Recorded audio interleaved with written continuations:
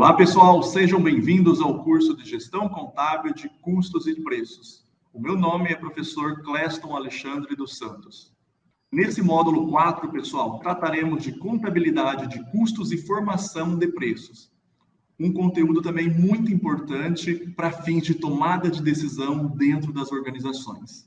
Nessa unidade, trabalharemos 3 tópicos: noções preliminares sobre contabilidade de custos, custos diretos e indiretos, fixos e variáveis. Então, a ideia dinâmica desse tópico 1, dessa unidade 1, é que vocês entendam e consigam separar os tipos de custos que vai influenciar no custo total do produto, de cada produto, cada atividade, serviço, bem como também no final, para fins de formação do preço de venda desses produtos ou serviços. E aí, na sequência, na unidade 2, trabalharemos métodos de custeios, quais são as formas de custeio, de distribuição dos custos aos produtos. Vocês vão ver que temos vários métodos. E, por fim, a utilização desses custos para o processo de decisão e formação de preços. Então, pessoal, inicialmente, a contabilidade de custos, uma importante área dentro da contabilidade, ela relata e mensura informações financeiras e não financeiras relacionadas à aquisição e consumo de recursos pela organização, sempre focados no processo de tomada de decisão. Então, a ideia é entender a atividade que eu desenvolvo, o serviço, e o quanto eles consomem de recursos, ou seja, qual é o custo do meu produto, qual é o custo do meu serviço, porque entendendo o custo, eu consigo aplicar minha margem de lucro e estabelecer o preço que eu quero para fins de comercialização dessas mercadorias, produtos ou serviços, e assim entender a dinâmica do negócio que eu estou desenvolvendo. Então, algumas tarefas da contabilidade de custos: determinar custos, saber o custo de cada produto, serviço, mercadoria, e o lucro para um determinado período. Como eu disse, se você sabe o custo, você consegue projetar e, claro, depois mensurar realmente o que você teve de lucro para um determinado período. Contribuir para a elaboração e execução do orçamento, então, o orçamento da empresa, eu quero estabelecer uma receita, mas para isso eu estou trabalhando com uma previsão de custos. E aí isso vai contribuir muito para o meu planejamento estratégico da minha empresa, de curto, longo prazo. Estabelece um método, procedimentos de controle que permitam utilizar esses custos de forma eficiente. E também, como já mencionei anteriormente, a contabilidade de custos como um todo, ela permite e contribui para o processo de tomada de decisão nas organizações. Pessoal, inicialmente, o que é importante? Sabermos a distinção entre custos e despesas. Então, custos compreende o valor de bens ou serviços consumidos na produção de outros bens e serviços. Então, custos está relacionado ao processo de fabricação. Eu procuro resumir para os meus alunos, o que é custos. É como se você pegasse o galpão fabril, dele e dentro dele, tudo que está relacionado ao galpão fabril, internamente a ele, é tudo custo. Desde o aluguel do galpão fabril, o seguro do galpão fabril, internamente energia, mão de obra aplicada no processo fabril, ou seja, quem está fabricando os produtos, serviços, a mão de obra, o valor da mão de obra é um custo. Então, tudo que está relacionado ao galpão fabril. Beleza, pessoal? Assim fica fácil para vocês definir custos. E despesas relacionado a valor de bens ou serviços consumidos direto ou indiretamente na obtenção de receitas. Então, o setor administrativo, a estrutura administrativa da empresa, tudo externo ao galpão fabril, podemos entender como despesas, que nós estamos utilizando, consumindo, para fins de execução da atividade. Indo mais específico agora nos custos, que é o nosso foco, pessoal, temos alguns tipos de custos. O primeiro dele é o custo direto. É aquele que pode ser atribuído ou identificado direto a um produto, linha de produto, centro de custo ou departamento. Então, esse custo direto, eu já olho para o produto A, B, C, o serviço A, B e C, e eu sei o quanto ele consome diretamente. Por exemplo, mão de obra direta. Se tem um funcionário que trabalha só na fabricação do produto A e um só na fabricação do produto B, a mão de obra, o valor do salário deles é um custo direto, que está sendo empregado diretamente para a fabricação daquele produto. Então, a mão de obra direta é um custo direto, a própria matéria-prima, os produtos, né, requerem materiais específicos. Então, se o produto requer um material específico, é apenas utilizado nele, então é uma matéria-prima, é um custo direto. São exemplos. Agora, se eu tenho custo direto, eu tenho também o custo indireto. Né? O caso do indireto é aquele que não pode se apropriar diretamente a cada tipo de bem ou função de custos no momento de sua ocorrência. No caso, né, seria mão de obra indireta, energia elétrica da fábrica. Por exemplo, se você tem um funcionário que passa por 2, 3 linhas de fabricação de produto A, B, C, a mão de obra dele, o salário dele, né, está vinculado a mais de um produto. Então, isso é um custo indireto. A energia elétrica é a mesma coisa. Dentro de um galpão fabril, se eu tenho a produção de 3, 4 produtos, a energia elétrica é compartilhada para todas essas 3, 4 máquinas. Então, a energia é um custo indireto. Vocês vão ver mais adiante que para esses custos indiretos, eu tenho que estabelecer critérios de rateio para fins de atribuição, o quanto cada produto consome desses recursos. Outro tipo de custo, pessoal, é o variável. É aquele que tem relação direta com a produção. Quando o volume de produção e vendas aumentam, o custo aumenta. Quando diminui, o custo também diminui. Um exemplo disso é a matéria-prima. Quanto mais eu produzo, mais consome. Quanto menos eu produzo, menos consome. O custo fixo, pessoal, ele não se altera com as quantidades produzidas, né? Ele é mais voltado para um custo de estrutura. Por exemplo, o galpão fabril é alugado, então eu tenho o aluguel do galpão fabril. Ele é um custo fixo. Todo mês eu tenho esse valor vinculado para a alocação dessa estrutura. Então, o galpão fabril, ele é um custo fixo, que não varia de acordo com a minha produção. Então, pessoal, nós vimos aí, né, os tipos de custos, direto, indireto, fixo e variável. Agora, nós entraremos nos métodos de custeio. Como que eu vou trabalhar, qual o critério que eu tenho para fins de composição dos custos dos meus produtos e serviços? Um deles, e é o mais tradicional, e aquilo que é vinculado à legislação, que a legislação permite, é o custeio por absorção.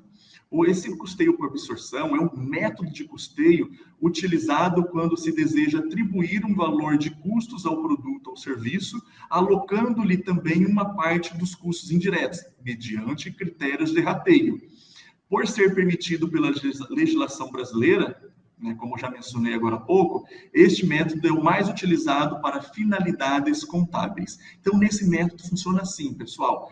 Tem os custos diretos, né? Por exemplo, a matéria-prima. Eu sei o quanto o produto A consome o produto B. Beleza. Matéria-prima é custo direto.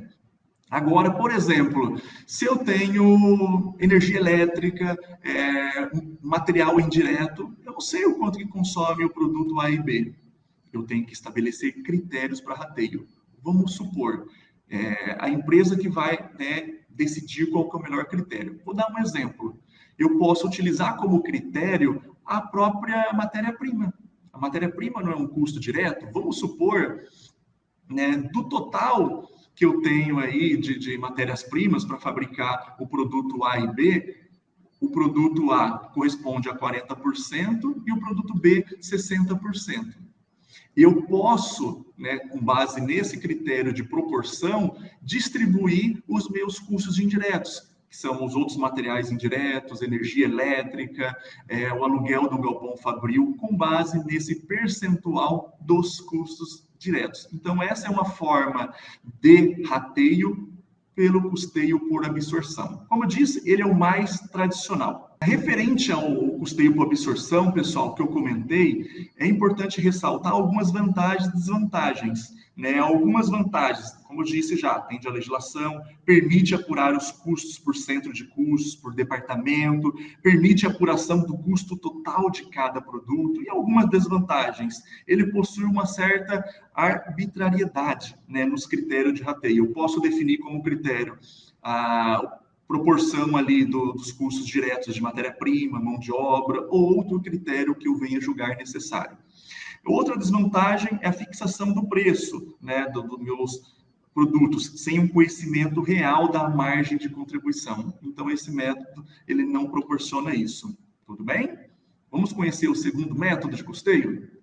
Custeio variável, custeio direto.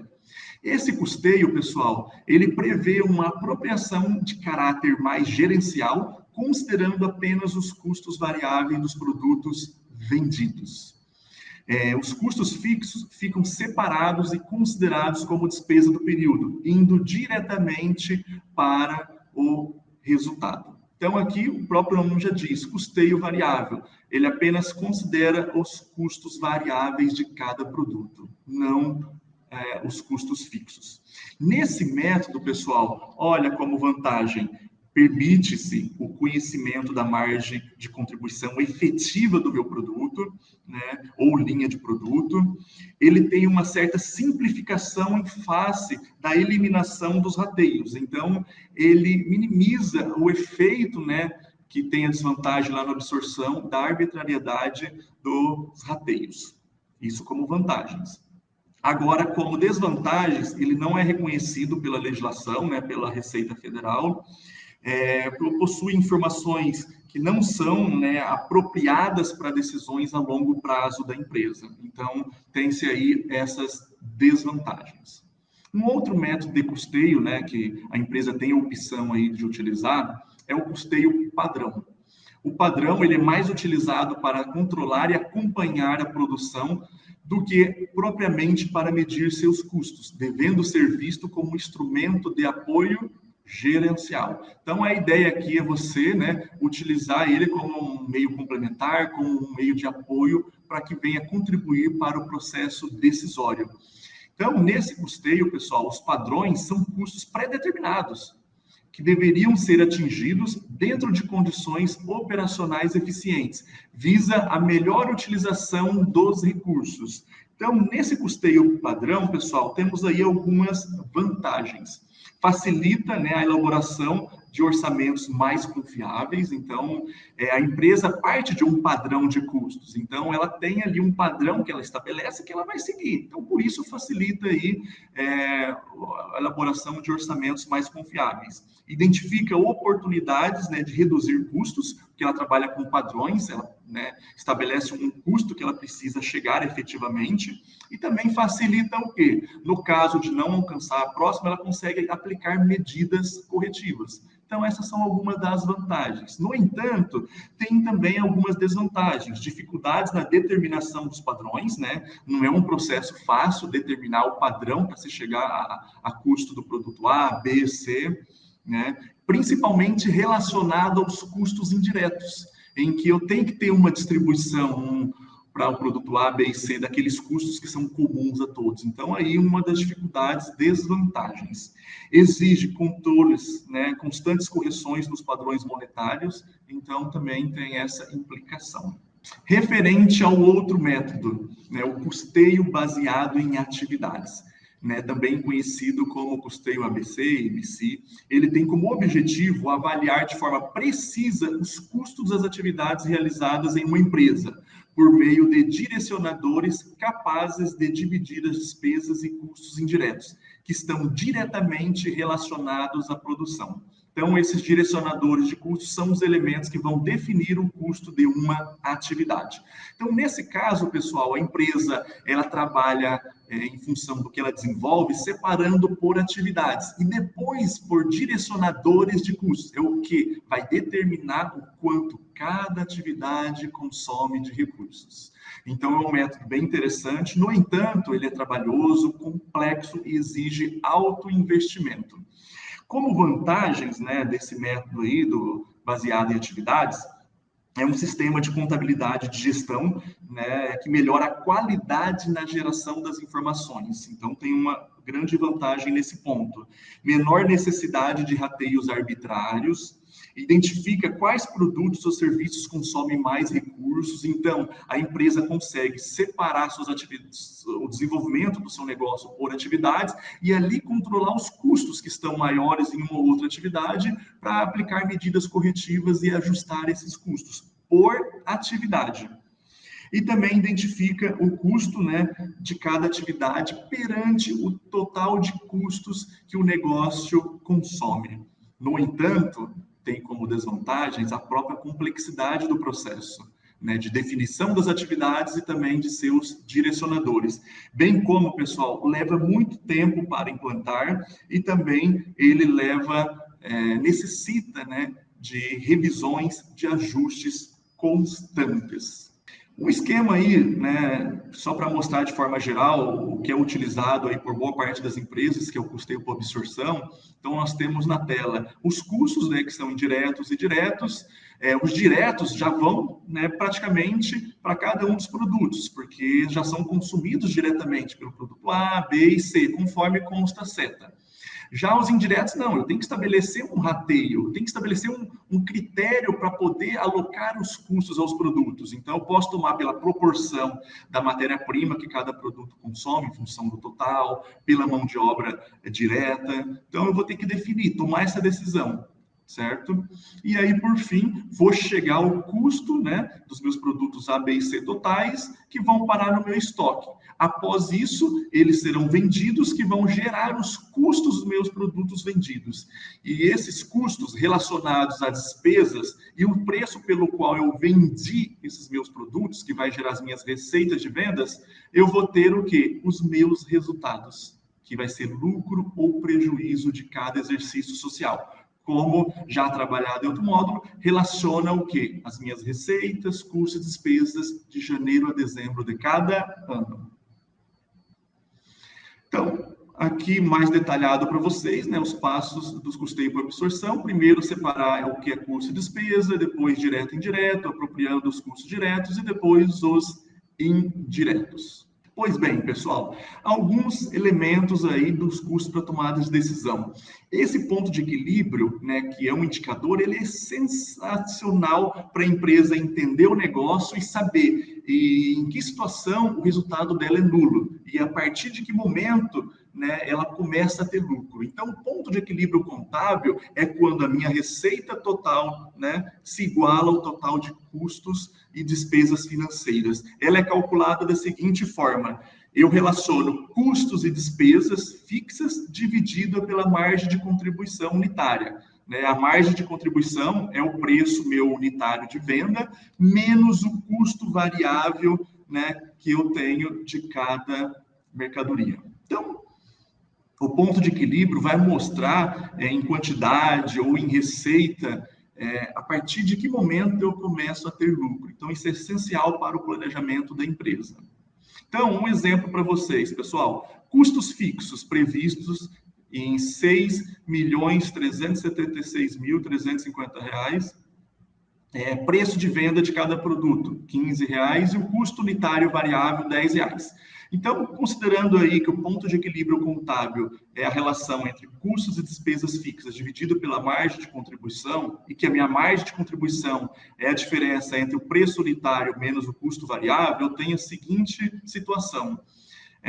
Dividindo R$ 6.376.350 por 15 menos 10, que é a minha margem de contribuição, eu encontro que o meu ponto de equilíbrio é 1.275.270 unidades. Então, pessoal, aqui eu tenho um resultado nulo. Acima dessa quantidade vendida, eu começo a ter lucro. Então, a empresa, quando sabe disso, ela consegue ter um ponto de equilíbrio em unidades, ela sabe qual é o ponto que é o resultado nulo e o que ela precisa vender para começar a ter lucro. Então, depois, né, desse quantitativo, né, o valor superior a esse quantitativo, a empresa começa a ter lucro. Então, é extremamente importante. Se ela quer saber em receita, é só multiplicar essa quantidade pelo preço unitário de venda de cada produto. Pois bem, pessoal, eu falei em ponto de equilíbrio contábil, tem também na literatura o ponto de equilíbrio financeiro, que por sua vez é a quantidade que equipara a receita total com a soma dos custos e despesas que representam o desembolso financeiro para a empresa. Ele é similar ao que nós vimos agora, né, ao ponto de equilíbrio contábil. No entanto, os encargos com depreciação são excluídos da equação, né, do item dos custos e despesas fixas, né, no cálculo do ponto de equilíbrio financeiro. pois não representa desembolso para a empresa. Então, a única diferença é subtrair na equação a depreciação dos custos e despesas fixas, que também vai gerar um resultado ali em quantidades do ponto de equilíbrio, mas só nesse caso financeiro. Pois bem, pessoal, falando agora em formação de preços, né? Qual que é o preço de venda adequado para que eu venda meu produto?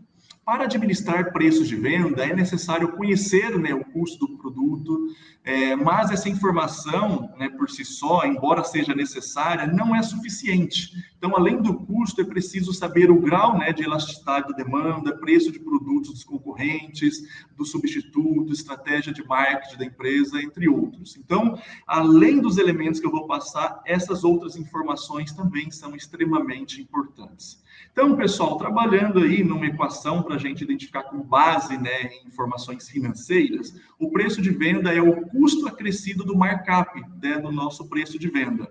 Então, o preço de venda, ele vai ser o custo unitário mais o percentual do nosso preço de venda. Então, o markup indica quanto do preço do produto está acima do seu custo de produção e distribuição, ou seja, a margem que eu quero acima aí, né, do preço do produto relacionado aos custos de produção e distribuição.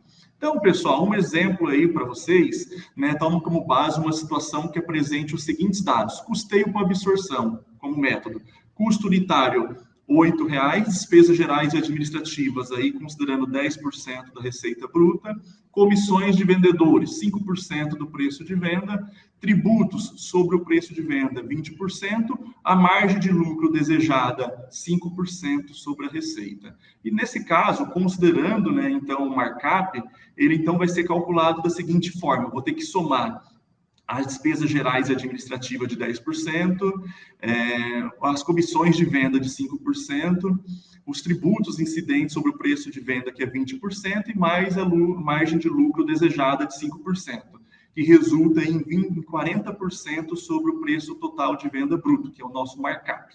Então, esse markup é de 40%. Pois bem, vamos agora ver como que fica o nosso produto, o nosso preço. Então, considerando aí as informações, né, já pré-estabelecida, o preço de venda é o custo unitário, que é 0,4, né? Nós temos aí a margem desejada, que é 40%. Então, com base na equação, né, do preço de venda, nós temos que o preço de venda, atribuindo a equação, por fim, dividindo R$8 por 0,6, que dá o nosso indicador, resulta num preço unitário de R$13,33. Então, com essas informações, nós estamos estabelecendo o nosso preço de venda. Então, pessoal, esse é um exemplo hipotético, né, para vocês identificar o quanto, né, vocês poderiam estar precificando o preço do produto no caso em questão. Pois bem, pessoal, finalizando aí o nosso módulo, recomendo atividades de estudos, leituras e vídeos indicados e realização de todas as atividades. Desejo um bom estudo. Até a próxima!